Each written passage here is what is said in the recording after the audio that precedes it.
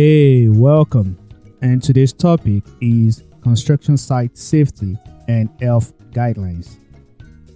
Construction site safety and health guidelines are essential as workers' exposure to hazards such as falls, electrocution, and being struck by equipment or falling objects. On today's topic, we're going to talk on personal protective equipment, that is PPE, fall protection systems, electrical hazard safety precautions, basic construction site needs, hazardous material awareness, daily routine site inspection, and safety talks, safety blogs, safety articles, safety learning and awareness, and all other safety subject matters, log on to safefellow.com. Come on, let's talk safety.